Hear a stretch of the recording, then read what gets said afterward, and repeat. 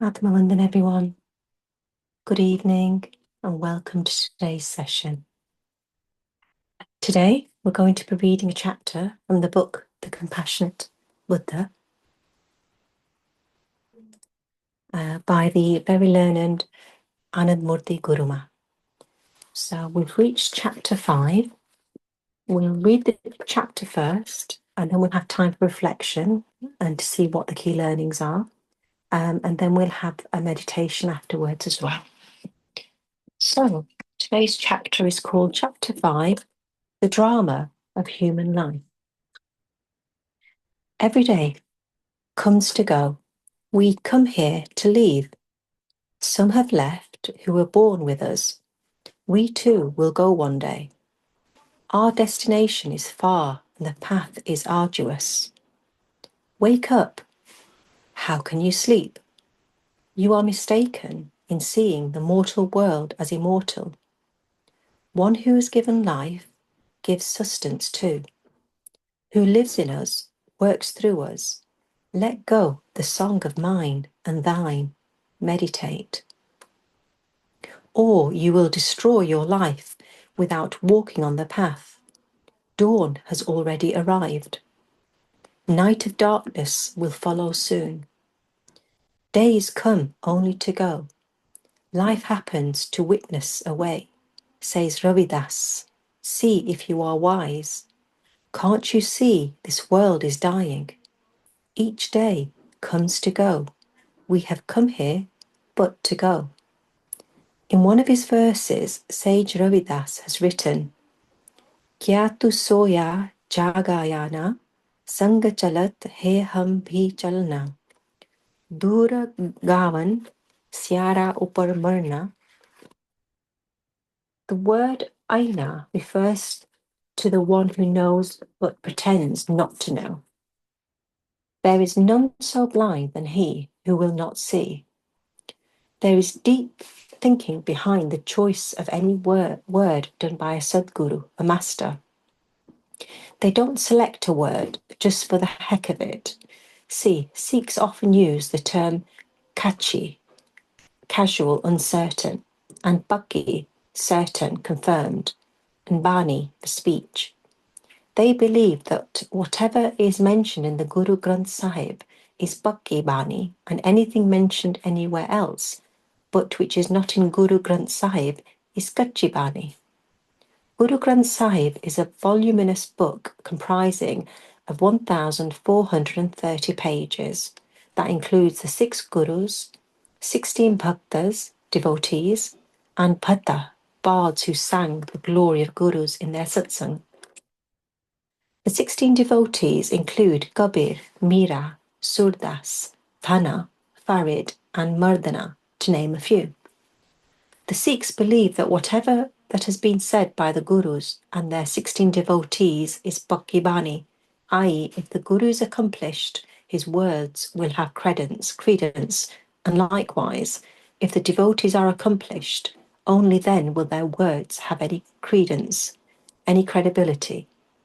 The sentiment behind using the terms Kachi and Bhakti Bani is that the one who has experienced the truth is addressed as the accomplished one, i.e. Bhakka.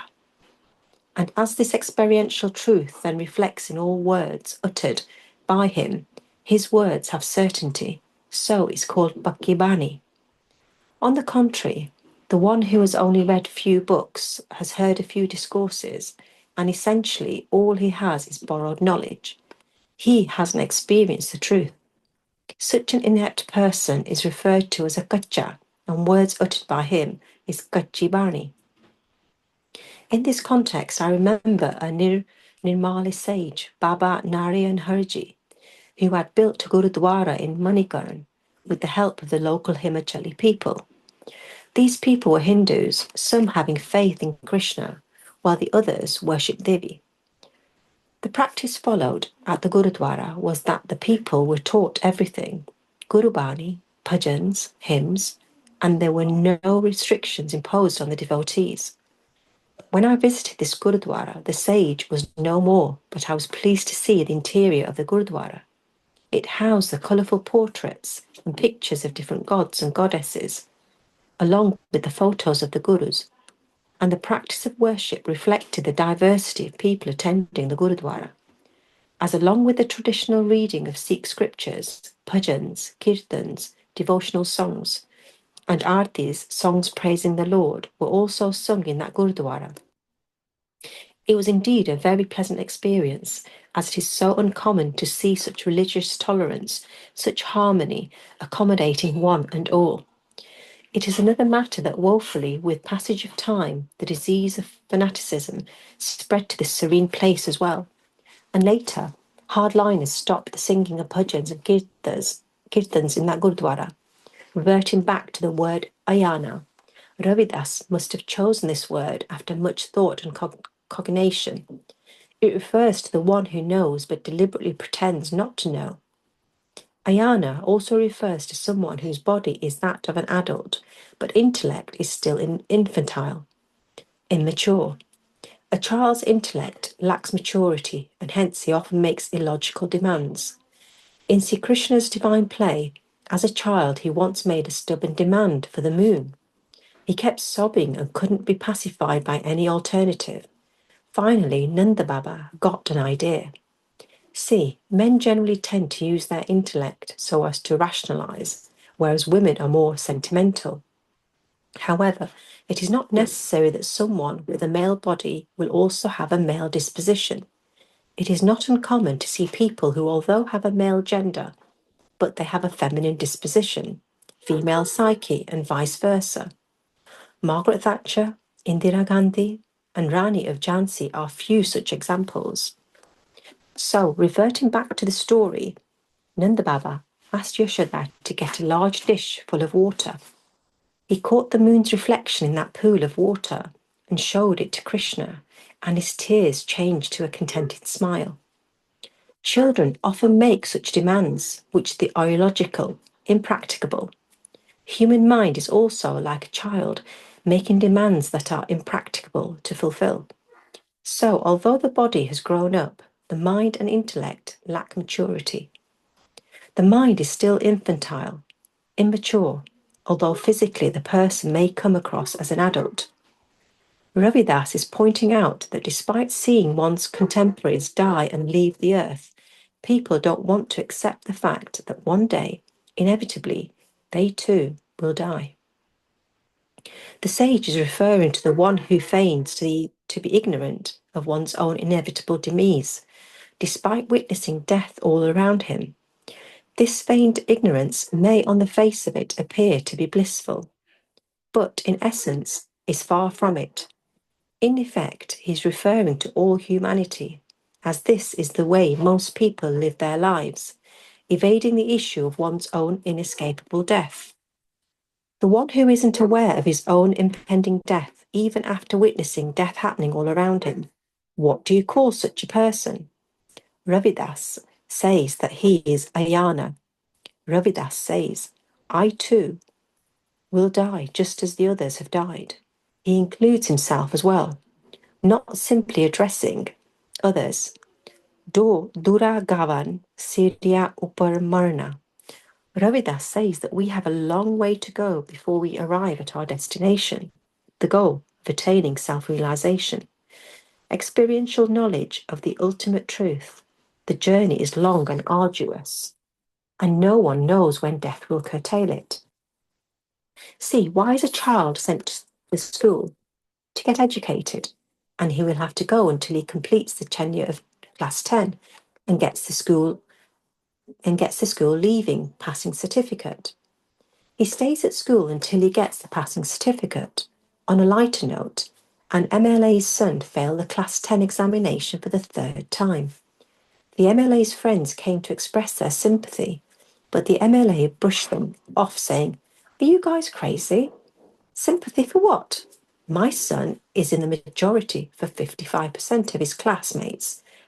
In the majority for 55% of his classmates have failed. This means my son is learning how to be a good politician by being in the majority faction. A child has to keep on repeating the school years until he passes all the examinations. Likewise, this world is like a school where we are sent to acquire experiential knowledge, to excel and to evolve. A child who doesn't want to go to school cries and protests, but the parents know the importance of education and disregard his protests and send him to school. I remember an incident from my school days. I must have been in the 4th standard. We were in the middle of our lessons when suddenly an announcement was made by the principal stating that the president, V.V. Giddy, had passed away and the school was to be closed. I distinctly remember how elated we all were on hearing the news of school closure. And when many days would lapse without any school holiday, we would ask our parents, wasn't anyone scheduled to die so that our school would be closed? But whether they like it or not, our parents ensure that their children attend the schooling until they have passed the 10th standard. The same is applicable to all of us. Whether we want or not, like it or not, we will be sent to this world again and again until we accomplish and attain all that we are supposed to. It is up to us. The more one delays and procrastinates in accomplishing the given task, one is prolonging the stay in this world. Until and unless one doesn't figure out the solution to end all suffering, no matter how intense is the desire to be happy, the cloud of pain and suffering will be inescapable. Living in ignorance can never, ever be blissful. Ravidas continues, Karabandagi chand mein mera hriday naam samar savare, jo din aave so din jahi, karna kucha rahan thi nahi. Kahe Ravidas nidan divane, chetas nahi dunya fankhane. He says, forego the habitual attitude of I and mine. Ease off the bandage to this world. Let your heart be immersed in remembrance of the Lord. Contemplate on the eternal truth that will always be. He says, don't remain an ayana. Think for yourself, realize your responsibility, and do what is needed to be done. He cautions that if one squanders their precious time away and doesn't follow the precepts for evolution, then soon the ebb of life will near, and this will be filled only with darkness, and you will be unable to find the right path to this darkness. Use the sunlight to find out the right path and tread on it, for it will be too late once darkness falls. Alas, fact is that the majority of people are born in darkness and die in darkness. Ravidas says, are you a divana? Here the word divana is used synonymously, but to ayana, the one who pretends, who feigns. Ravidas says the world is a fankana, a theatre. All actors in a drama portray different characters. Every play comes to an end, and so does this world. Characters change, actors change. Likewise, the world is grand, but a drama nevertheless. Hence, change is inevitable. Characters will change, so why get so attached and bonded to the actors, characters, scenes, and situations when one knows that nothing is forever, that nothing or no one will last forever. Enact a role knowing that it is just a play, a drama, make-believe. And if I portray any character with this underlying wisdom that it is just a drama, then whatsoever happens, happiness, sadness, laughter, crying, union, separation, death, everything will happen, but nothing will affect me. Nothing will have any effect on me. I remain untouched, unmoved. See, when you watch the villain kill the hero in the cinema, do you take that for reality and start mourning?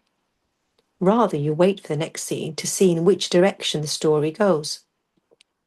Essentially, you enjoy all that is happening on the screen, the apparent sorrows, the melodrama, the fights, the tears. You enjoy all because you know it's just a movie and not the reality. There is nothing wrong in enjoying a movie, a drama, but this will be useful only when you learn that your life's drama is nothing different to the movie drama. When you start regarding the twists and turns in your life as they happen in a movie, characters come and go, situations come and go, everything changes. Look at yourself, your life. Are you the same you were 10 years ago? Isn't there a significant difference in what you are now? Not only in your physical body, but also in your mind. Your likes, dislikes, perceptions, views, and won't you change further more in the next coming years? Learn to accept this inevitability of change. Some people, while watching a movie, get so involved in the characters and situations that for that moment they forget that it is fictitious. So they cry with the heroes and heroines. One person saw the movie Sholay 20 times. When asking why, he replied animatedly, "Well, every time I watched Amitabh die in the end, I felt that maybe next time he would be alive and get married to the poor widow he loved." When I asked him why he hadn't seen it for the 21st time, he replied, "Well, I finally accepted that he had died and there was no possibility of a resurrection." One gets involved in pointless desires, hopes, and expectations, but forgets that all that is happening in your life is just a small part of a drama being enacted on a very large scale. So learn to view your own life with a detached attitude. Keep that distance and view events in your life as an entertaining drama where you have been given a part to play. Accept the role you have been given to enact, whether you believe that God has gave you this role or whether it was preordained by fate as a result of your previous karma. That doesn't matter. If you look back in your life, you may remember times when calamity befell on you and you had thought there was no way you could deal with it, no way the grief and suffering would ever reduce. But those difficult times also passed away. Now you can look back and reminisce without getting overtly upset. Times change, good times and bad times. Nothing remains forever. Buddha emphasized that time, world, and life are akin to a wheel, which keeps on going round and round, keeps on changing, and he is wise who simply views the happenings with detachment, knowing that it is not in his remit to stop this process in any way. Do not resist what is and what will be. Accept things and events as they are and not as you would want them to be. Can you change the wheel of time, the wheel of life? What will you get if you forcibly try to change the course of preordained events? This world, this life, is like a giant wheel. And in this wheel, what is seen today will not be seen tomorrow. What will occur tomorrow will not be there day after tomorrow. Change will happen. It is inevitable, unavoidable. Change is the very nature of this entire creation, the entire world. So you need to accept this change. Don't resist, don't fight, but instead, what are you doing? If you are happy today, you want to be happy always. If you are riding the wave of success, you want it never to subside. If your today is full of peace, you want all your tomorrows to be the same. If your current life is full of success and acclaim, don't try to hold on to it, as that too will change. The peace you feel now may not be there tomorrow.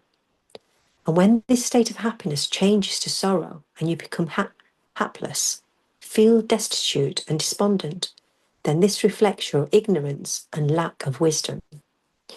The alternative situation which you can choose to be in is that whenever the good times change to bad times, you are excuse me, you are prepared for it, as you know that change is inevitable.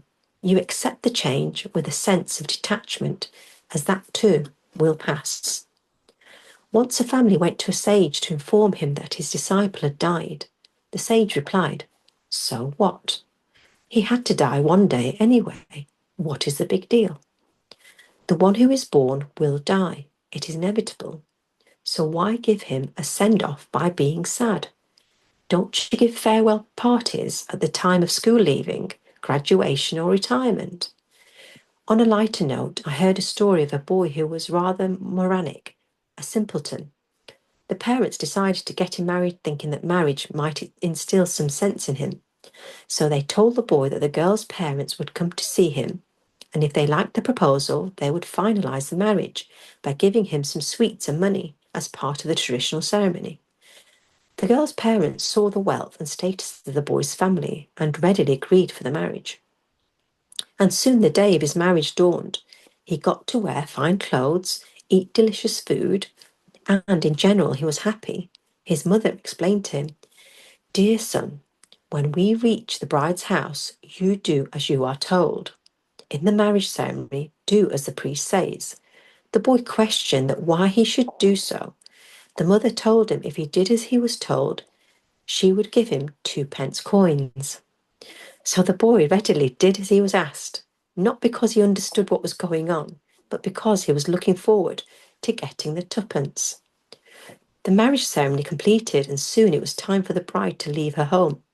And as the custom is, she started wailing aloud. Meanwhile, the bride's father was giving his son-in-law all kinds of gifts and money, again as part of the custom. Eventually, the boy fathomed that he had got married.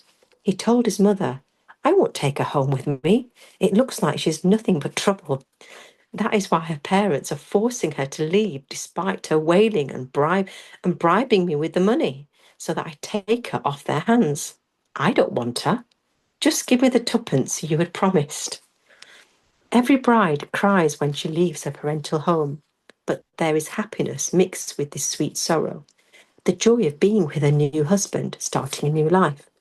Likewise, the one who has wedded the Lord well before this paternal world, he will exit this world in joy. But this will happen only to the one who has accomplished all that he was supposed to.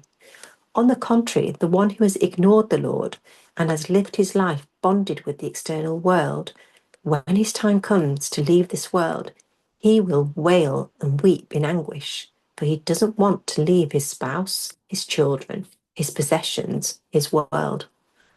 The one who has given up his I and mine and has lived his life in devotion to the Lord, such an individual alone lives in peace and harmony and dies in peace and harmony. Whenever anyone dies, it has become a tradition to wail aloud, beating the chest. But I say, if someone has lived his life to the fullest in the right way, when such a person dies, don't bid goodbye to him by crying, but instead celebrate his life. When a terminally ill man who had been suffering a lot dies, the relatives are in a way relieved, as death alleviates the man's suffering, takes away the pain, just as one prays that a gravely deceased individual should rather die than keep on living and suffering. Likewise, know that your attachments and cravings are also a serious disease. Eradicate this illness, or else one will have to say that it would be better for the disease to die. Hence, learn the art of living, the art of remembrance, being free from all desires.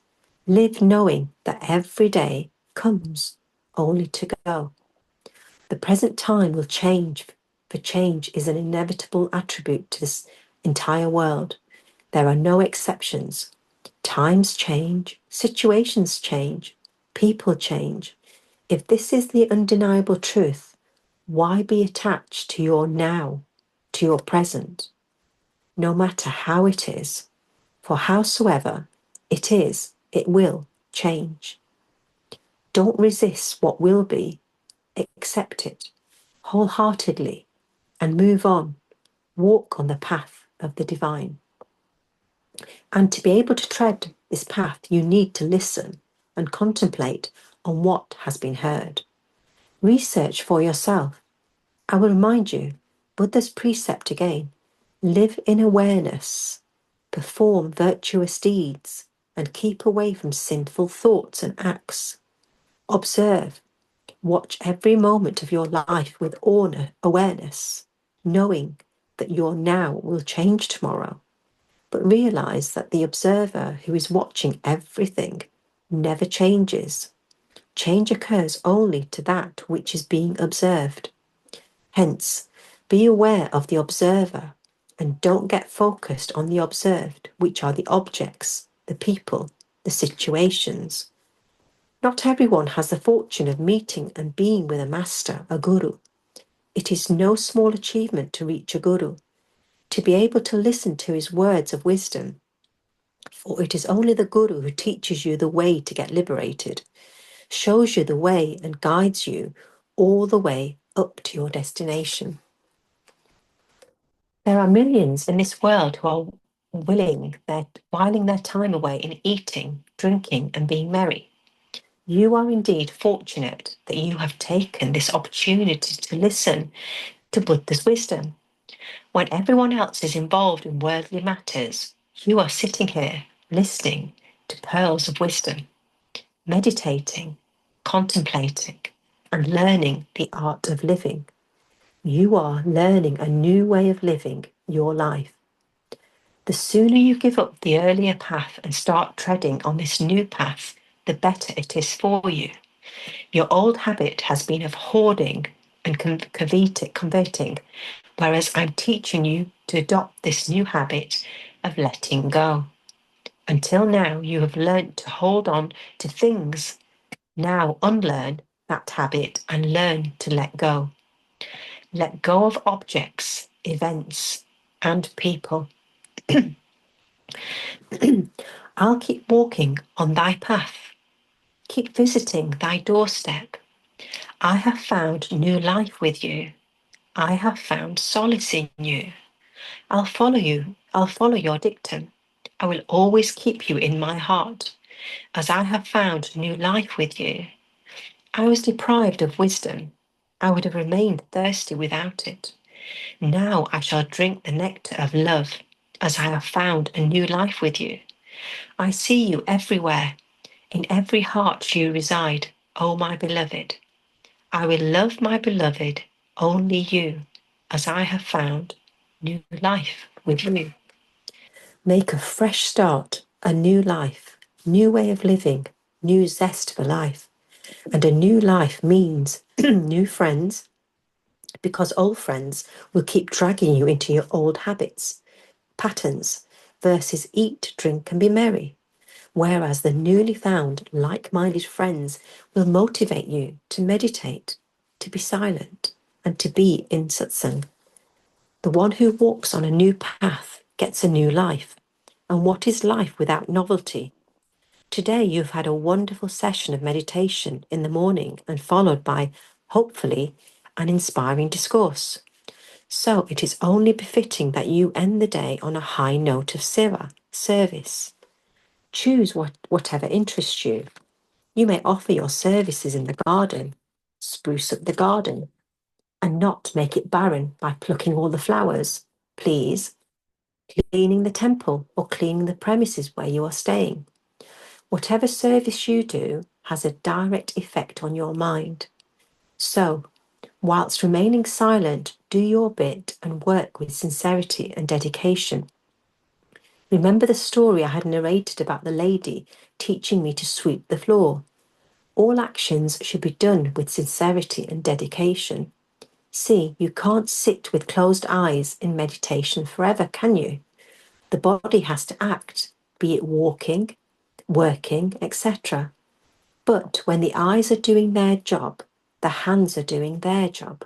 You must keep focused on your breath. No matter what you do, your attention should remain on your breath. Then this becomes a type of meditation in motion, i.e., being meditative whilst being active, a kind of work meditation. And you should carry on doing this even when you return home. So, before this session comes to an end, let me recapitulate the fresh start to your life. Let there be generosity and charity in your life. Make time for observing periods of silence and keep up your spiritual practices with a resolute consistency. Relinquish this concept of I and mine that one is so very attached to. Be in devotion to the Lord and accept all that is happening to you and around you with a sense of detachment. What will be, will be. If one learns to be in this blissful state of detached living, then even at the time of death, the peace will not desert you, and you will die with a smile on your face. Our attachments and bondages are a type of disease. How can one be healthy if one does not get remedy for these maladies? So live with awareness, live a righteous life, full of virtuous deeds, devotion, and compassion. Be a witness to life's unfolding drama. Focus on being the witness and not on the ever-changing events. Remember, impermanence is the only permanence. Thank you, thank you, thank you, Babaji, Lord Buddha, and all divine masters. Deep, deep gratitude.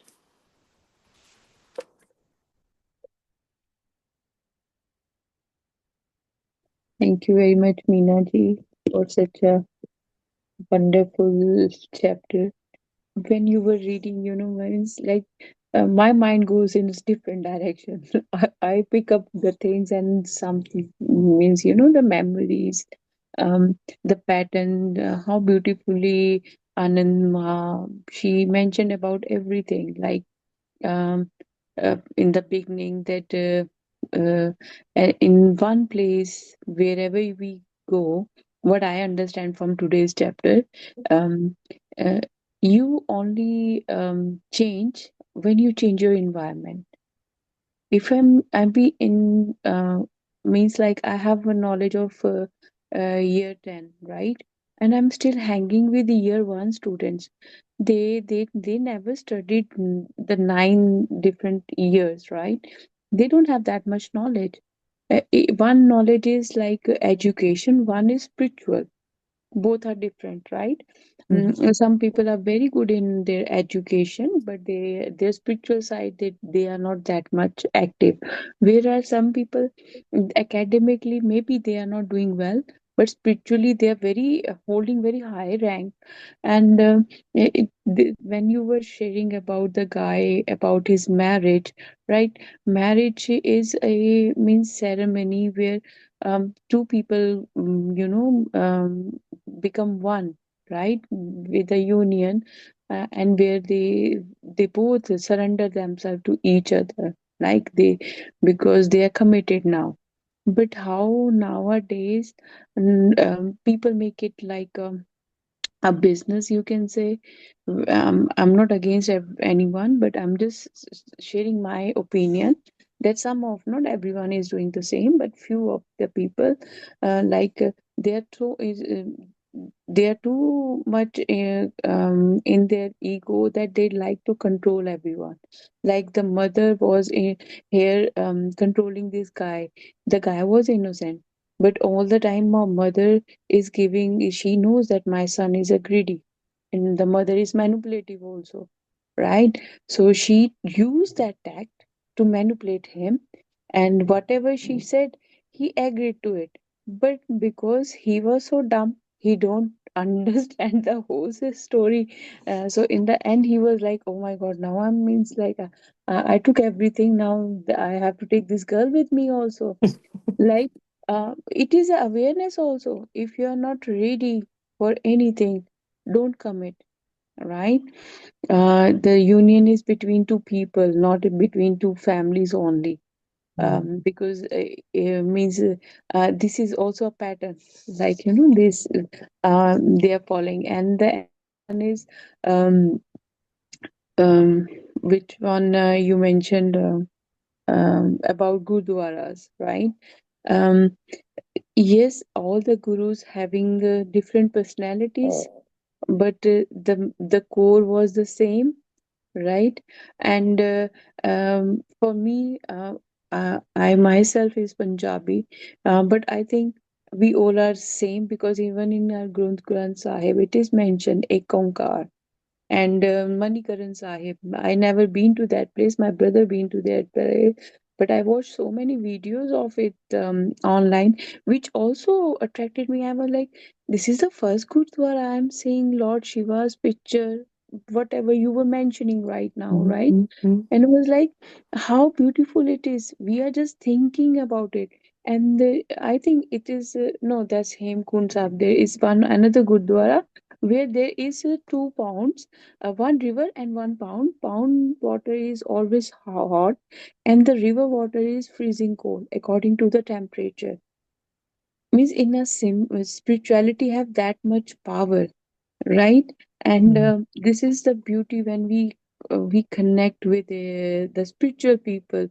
We know so many saints, they do um, uh, s- uh, they are doing bhakti from a long time, and we know the moment we sit with them, we feel their aura, we mm, feel their energy. Very few of them, they often share what their experience with other people. Most of them, they are very quiet, but if they share something, it is an eye opener. Once my brother, when my younger brother passed away, after his death, I think around after 1 month, once Sadhu, he came to our home. Me and my mom, we both were at home, and my mom was literally crying because she just recently lost a young child, right? And this Sadhu said he was holding kamandal. Yeah, he said, just put your hands inside the kamandal. I'm just telling you the power of spirituality. When my mom put the hand inside, my mom took the hand outside. He said, look at it, look at your palms. See where your son is right now. And my mom was just looking towards it. I know, don't know what vision she saw. And she was literally, she saw that he is somewhere, means he is now born somewhere else, right? And later on, it was like in my mind, how this sadhu is holding that much power, and with the blink of the eye he disappeared. I don't know where he went. And later on, one of the I'm very fortunate, and I'm saying I'm very lucky. uh, I don't know the actual name of that rishi. We used to call him Pitaji. He was 106 years old, and he was a world famous rishi. I got opportunity to see him, meet him mm, in personal, and my both kids got blessings from him. And he when I met him first time, that time he didn't say anything, but second time Pitaji had a very good chat with me. And he said, you know what, you have some spiritual connection and all those things. And I was like, Pitaji, what you are talking about? He told me everything, about my UK trip and everything. He said, just trust your journey. And he said, just follow this path, and your path is very divine and very spiritual. that time I was literally, because my kids were too young, I was young, so I never took his words so seriously. But till now I was like, I don't know his real name, but I'm very fortunate that he been to different parts of the world because of his wisdom, and I got opportunity to meet this 106-year-old Maharishi, and then one another person came in my dad's home, and he said, you know what, your daughter, she is not this means from your family lineage. She is a different person, different personality. My dad knows about few things because he loved to be around with the sadhu saints. He was worshipping them a lot, but they never disclosed anything to me. And now, when you were talking about that, Anand Ma said, being with the spiritual people, they will break your patterns. When you are with the materialistic people who go for lust, greed, you know, and for money, manipulation, jealousy, anger. If you're with those type of people, you will be here all the time, coming Mm. back and doing the same thing. But once you are with the spiritual people, they will encourage you, like for meditation, yoga, Mm. swadhyay, that what we are doing right now, Mm. to be in that company where we are not only seeing God, we are feeling his presence within us. Mm. How beautiful it is. Like, in normal routine you won't think that way, but once you are in that deep zone, you are like, oh God, thank you so much, I got this opportunity, and I got this opportunity while I am alive. Mm. And today I was listening to one of the podcast where this person who is doing past life sessions, he mentioned that most of the time the people, they got awakening, around when they are in their 30s or 40s. They get all the means they got all the information regarding their past lives, before they were just doing their things which are in alignment with their this lifetime. And after 30s and 40, the life transformation happened. um so I was like, also like, if I see my example, I was like, now I'm means I have my guru in very young age when I was a teenager. So from that time onwards till now, means I've been in the shelter of a guru, right? But the moment I left my this guru, uh, I was like, got that inner wisdom from my guru that you pass this test, you are now ready for the second one. And now this second one is like reminding me all about the connection I already have, but I was not aware of it. And today's chapter was all about those pattern breaking, and I was like, I already break my patterns of this life, and now I am like doing spiritual work, which is for my soul, not for this physical body. Because the physical body goes with a desire, but the soul won't go with the desire. Thank you so much. I love to discuss these type of things. Thank you so much. It's so good to see your reflection on it because I like the bit where it says we should die with a smile and peace on our face. So, our ultimate goal should be to live that life. So, even at death's door, we are leaving this body in And peace. yeah, and the thing is, nowadays, people celebrating their death before they are going to die, before they are going to leave their physical body, because they said, when I passed away, I don't know what you guys are going to do. That's the truth. That's the truth, right? And most of the people in their entire life, they have the fear and phobia of, oh, if I'm died, what happened? Nothing happened, no one, the world will go the way it was, means the things will happen. And the best example is, if we see in our own life, we lost so much, so many loved one, right? After losing them, we are still eating, dressing well, going out. We are doing what we were used to do, right? Our routine never breaks. So how come I'm thinking like this way, that this is the death is the end of the world? No. Recently, as I mentioned before, also my cousin brother's husband passed away, but still telepathically we get so many messages from him. He was a very divine soul, and he gave me so many messages, so many things. Means after he passed away, he is in so much in alignment with my soul, and I was like, what kind of means, I have the connection I have with him. When he was alive, I never got the chance to see him in person, but now, because after setting the his arrangement with his daughter for meditation, he is now so close to me. But I never hold to anything, because they are not in their physical form now, they are astral masters, teaching us, guiding us. We think that if a person is physically not there, physically, yes, we do miss them, but you have to accept it. If I have a pain, and I have stitches, what I have to do is I have to make sure, means I will give my stitches proper time.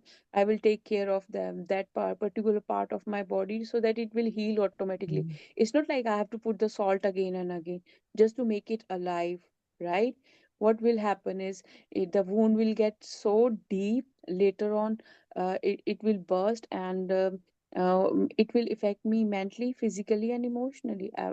I be completely lost. Some people, they can't take the deaths easily, and some Mm. people, they go in depression. I'm not against anyone. We all are different, but we have to understand, when someone born, we are very happy.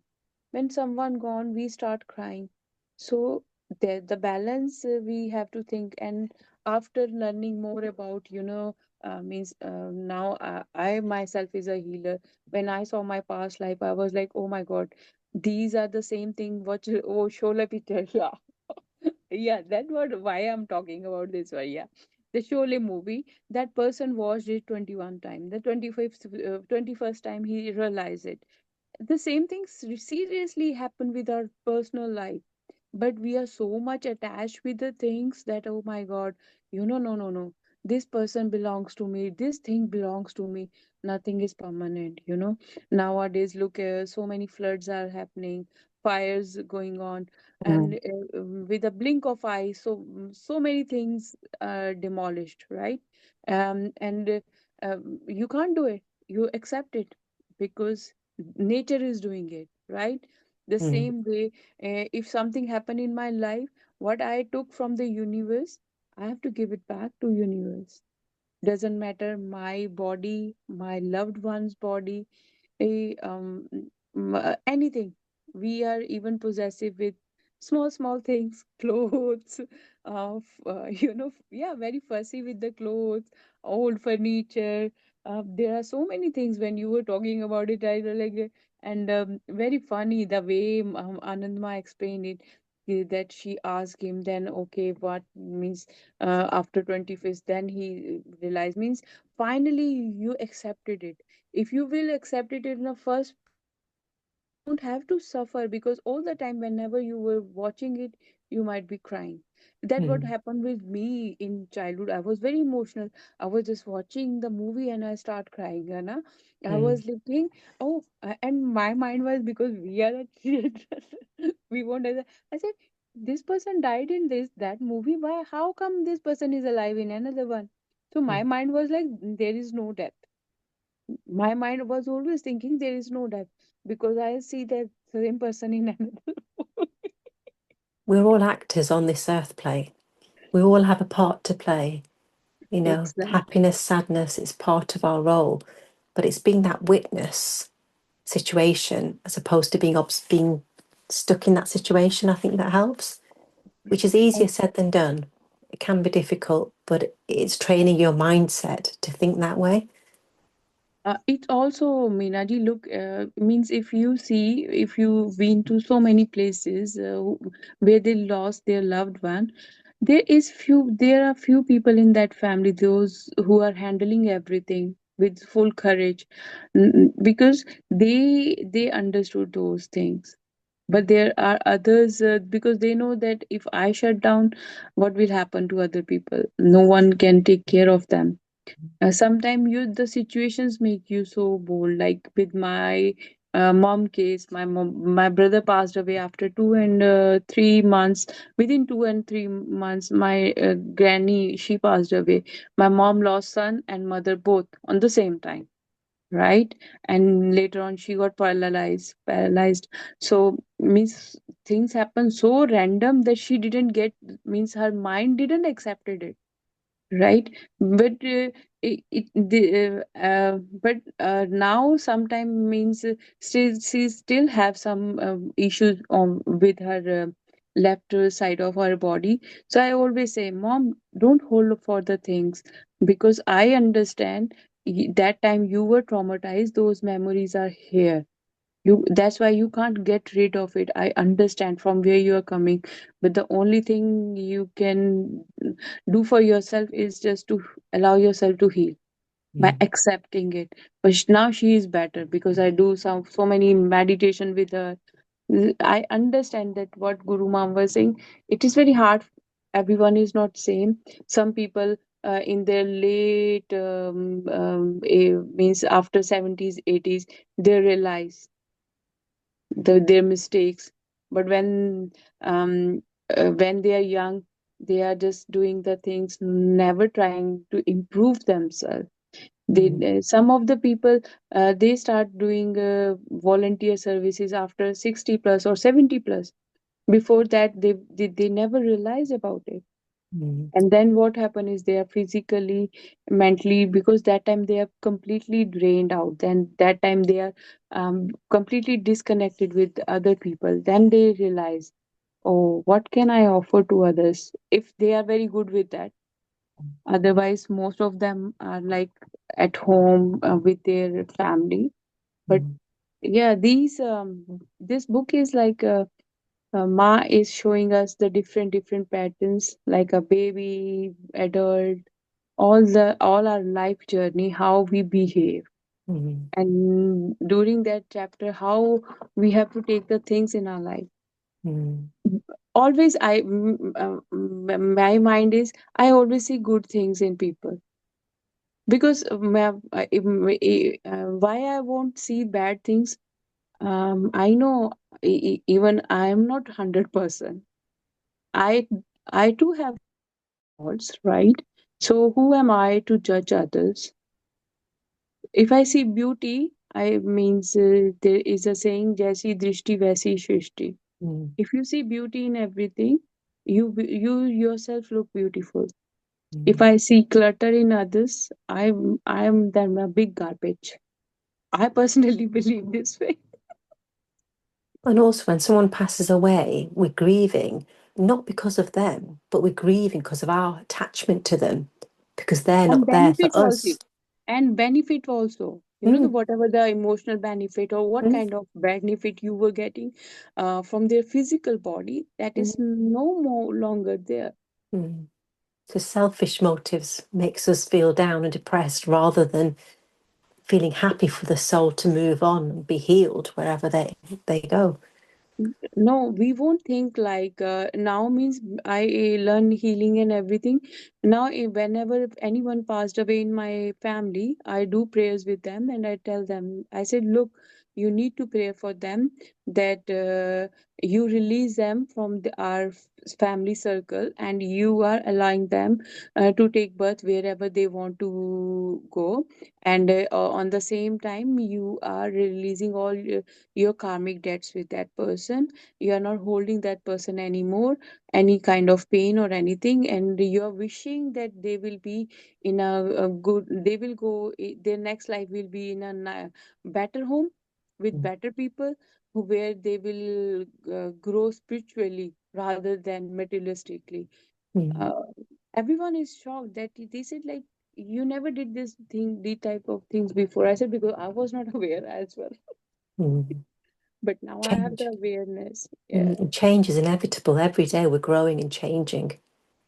10 years ago, we were different to what we are now, and 10 years from now, we'll be different. Nothing is constant. Skin change, taste change, everything. Now we are very mindful of our diet. Mm, Before, whatever, we were eating it, we were not thinking that way. So mm, yeah, the time it, and the best thing is you need to change with the time. Otherwise time will change you, change everything for you. mm, What those who hold things in mean within them, they either get health issues, other things, right? And some of them, they are so much in depression that the people around them, they make them depressed also. mm, So the means it's not balanced thing, and it is not their fault, but we need to bring more awareness about this, by sharing them about the soul plans and all those things. Maybe they understand that. mm. So yeah, nice. Mm. Yeah, Is anything? Champaji and Damayanti ji and Champaji, you want to share anything?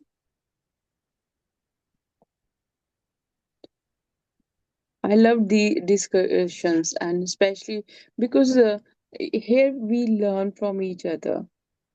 Mm, We see the things mm, from other perspective. Like, yes, I never mm, think that way. mm, And sometimes when you're young, if your parents and anyone say something to you, you won't take it seriously. But now I understand why they were saying these things to me us that time. I think in one of the gottas I went to, either Amish Bells or Moray Babu said, when you go to a gotta, contemplate on what you've heard. And just like the cow keeps chewing the grass and regurgitates it, that's what we should be doing. Don't walk out the gotta and leave it there. Take it with you and reinforce it and think of it and remember it. It's almost like churning of it, the knowledge. Because if you don't do it, then you lose it. And like Yeah, we are discussing, it is also like we are means rewinding the same thing, repeating the same thing what you just said. So that way it will stick in my mind forever, whatever we discussed. Sorry, yes, Champaji, please carry on. yeah, it was very interesting. I wish I could carry on listening to you, but Puram messaged me twice, and I said I'll ring you after 8. So, yeah, it was very interesting. Like what Meena ji said about when you go to kathas and that, we should chew it. And now into meditation, I recall the kathas that I've listened. It had got most of the things that we do now. The saint. They do put this all in the katha, but we haven't got that what do you call it, the understanding to take it. But now I go back like Ramesh Oza's katha and that it has got all this in it, Mm, but our stage of spirituality is not at that stage to understand it. If you know what I mean. mm. Yeah, manthan karwan, manthan karwan. Because at that time you don't do manthan because you're still enjoying the Mm, bhajans and mm, entertainment and all that because mm, you're the beginning of it. But mm, now when I go back, I know how they relate it, like the breath and the air inside, clay pot and all that. He used to explain that, and I can relate it now. mm, It's very interesting. And about the what you read about, when I was young, we used to live in a big plot where there was Hindu Punjabi people, and they were used to go to Gurudwara and all that. And so, it reminded me of those days. And from my upbringing like that, no wonder I'm connected with people like Hindu Punjabis now as well. Mm, mm, It's amazing how the life turns out. It's very interesting. Yeah. mm. So All actors thank playing you our very much. roles. Thank Haven't you we? very much. We've acted together previously. We're acting again now together, haven't we? In Yeah. this And cycle. I Tomorrow, I think I've got my course. So I will be able to join for, I think it's from 6:30 to 7:30. So I might need to join with the recording. I don't know. I'll have to see. That's fine, Champati, it's Yeah. okay. Yeah. Yeah. But it's As very, you I log, you notice I'm logging trying to log on time. Mm. I'm enjoying this. Dedication, huh? Yeah, it is. I know. The thing is, after what you have achieved, I said to myself, Champa, you got to do it. Hook or crook, you got to. Even if you just attend, like today, I'm going to attend the story, but I'll do the meditation afterwards on the recording because Poonam is waiting for my call. Otherwise, I'll not talk to her for 2 days. Mm. And she goes to oh, sleep. They retire at 9 o'clock. So thank you very much, Meena ji and Monica ji, Thank you so much. and Damayanti Ben. The energy is there. Yeah, yeah, I think it was quite interesting about how we need to rejoice, to say goodbye to when the soul is leaving the body. We get very emotional. I mean, this time my brother-in-law, when he died, throughout the period, I was quite strong, till at the crematorium when that Mangala Mandir Kholo, that's when I just burst out crying because it was like in a way I was happy, but in a way I was sad because we won't see him anymore, and he was a nice person. So I think the emotions are very different. um, and also, like, when my mother-in-law died, I was there sitting at her bedside, holding her hand. And somehow, when my father-in-law died 22 years later, I did the same. I was holding his hand. So I'm just thinking that I'm sure they're looking at us, from there, what we're doing and everything. So there's a lot of things around death and passing away on the other side, and how we live and our expectations and everything, from people who we have lived with, and they're gone. Where have they gone? We still want to keep in touch. So there was a lot to it today, Minaji. Mm. So And that reminds me of a story then with Ben. When I was a lot younger, I must have been about, I don't know, 10, 12. One yeah, of our family friends, the grandma passed away, must have been in her 80s. And because everybody else was so upset and crying, I was also emotionally affected. yeah. I was so hurt and upset. I got home and I got a right telling off of my mum. She goes, "Is Oh, that why I took you there? Why were you crying?" yeah. And I still remember at this stage, she really had a go at me for Mm, being influenced by my environment because everybody else was upset and crying. She said, "I did not take you there to cry and get to this emotional state." And she yeah, drummed it into me and told me off so bad that even now, I can still remember her telling me off. yeah, And to yeah, this day, that strength, I think, is still with me. yeah. Obviously, it's someone really close that's different, but somebody who's not immediately close, you Mm, shouldn't have that level of attachment. So yeah, even at a young age, I was getting a telling off saying, "Look, pull yourself together, you shouldn't be yeah, crying like this." yeah, yeah. So yeah, Yeah, hats off to her wherever she is. May her soul rest in peace. I can still feel her love and blessings, her and my dad's. They're still yeah. there in some shape or form. Like you said, Monica G, we've got, is it 6 lives? So somehow I'm still connected, I think. Yeah, Even I means in our my family legacy, I'm the only one who is able to see any passed away. Means anyone going to passed away, they communicate with me. They told me in advance. We are going, we are leaving. Even my cousin, he passed away recently, and he the moment he passed away in India, the same time he said, "The I'm leaving. Bye, the." And I have no idea. Next day my mom was calling me, and I was like, why you are calling? What happened to him? You know what, this what happened.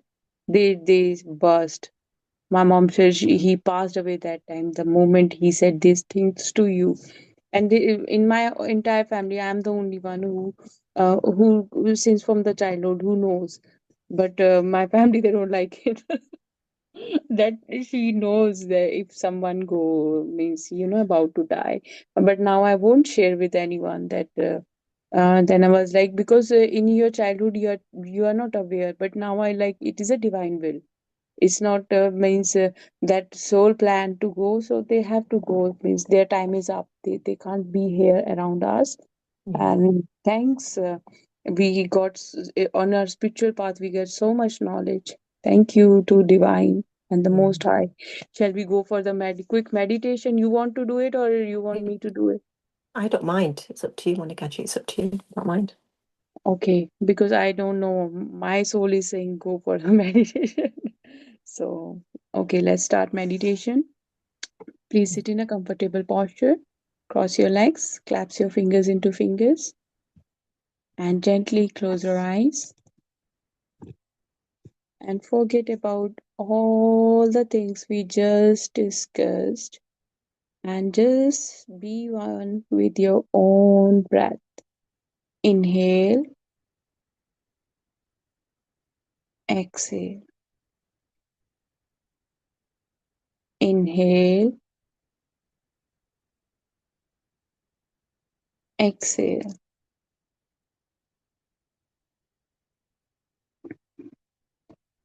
See all the divine gurus, your ancestors, in the form of divine light.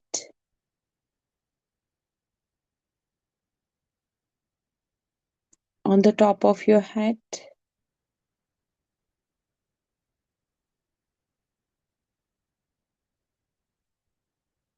you might feel sharp pressure on your third eye.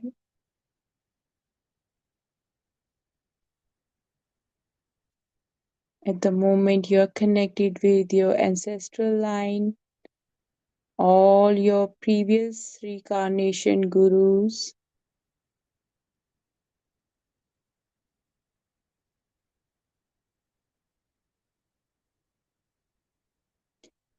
be in this state for next 2 minutes.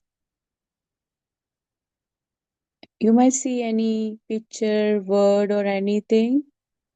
This is a message from them for you.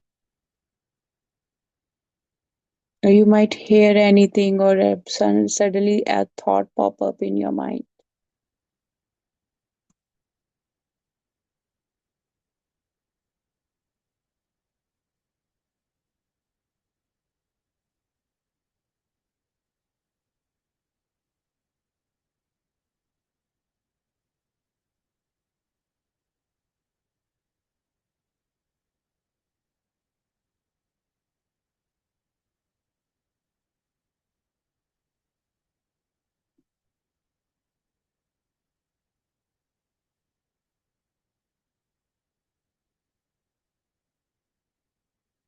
And anyone wants to know their presence, you can ask them for a signal.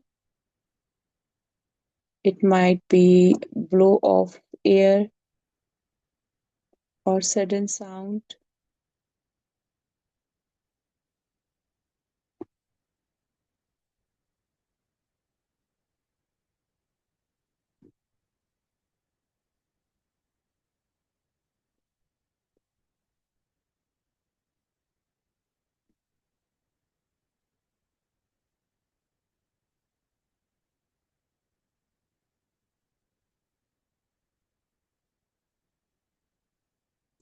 All your gurus and ancestors are working together to clear all your karmic debts. They are doing cord cutting right now. You might feel any sharp pain anywhere in your body. That is the cord from your previous life they are going to cut right now.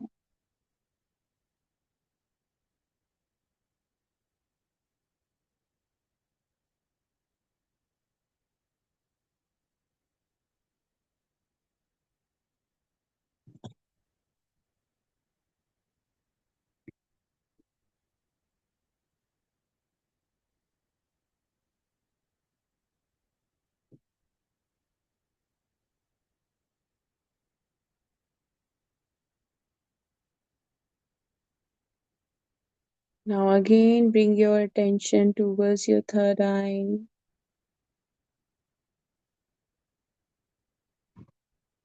Now feel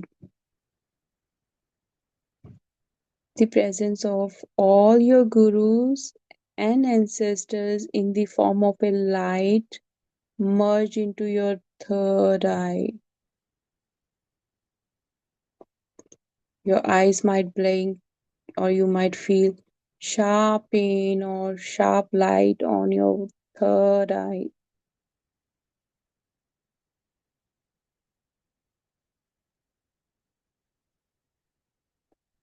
Someone's right hand is shaking. This is your ancestors are very happy, and this is a signal from them. Now let's show deep, deep gratitude to all our gurus, all our ancestors for this quick, deep healing. Thank you, thank you, thank you. Please rub your palms and place your palms over your eyes for 5 seconds. 5, 4, 3, 2, 1, 0. And slowly, slowly remove your eyes. Thank you, thank you, thank you. Thank you very much for joining this meditation. Deep, deep gratitude. Thank you. Thank you, Minaji and Monica ji. It's been really good. A lot to learn and a lot to contemplate on. So thank you so much. Deep, deep gratitude, Monica ji, for giving me this wonderful opportunity. I feel so blessed to be able to read this amazing book and to share the learnings with you all. Deep, deep gratitude. Thank you, thank you. We'll meet tomorrow, same time. Thank you. Thank you. Thank you, everybody. Thank you.